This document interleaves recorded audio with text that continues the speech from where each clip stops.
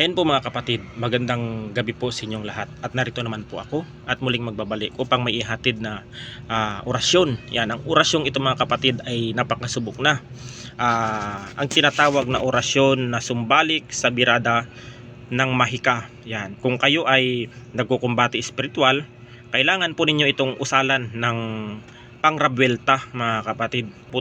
Hindi po tatalab at babalik po sa gumawa at nagpagawa yung mga birada, orasyon at mga panalangin na masama sa inyo. Ito'y maganda din na pang-ihip din sa tubig kung kayo ay nakakaramdam ng pananakit ng katawan na hindi malaman o sa spiritual. Pwede ninyong iihip sa tubig ito mga kapatid at iinumin yung rabwelta, yan, o sumbalik sa birada na mga mahika.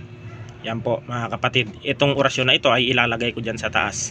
Pwede ninyong pang-ihip sa tubig at iinumin.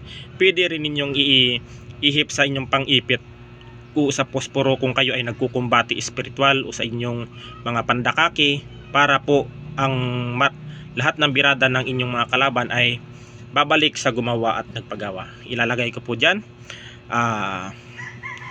Sancta Rabwelta kontra mahika, akdudum spiritum bulhum satur imundum. Yan po ang orasyon na yan ay napakabisa talaga pong ang lahat ng ibinato sa inyo ng inyong mga kalaban ay babalik sa gumawa at nagpagawa. Yan po ay napakabisa. Naway ingatan po ninyo ang orasyong iyan at gamitin sa tama. Ayan lamang po at hanggang dito na lang at God bless.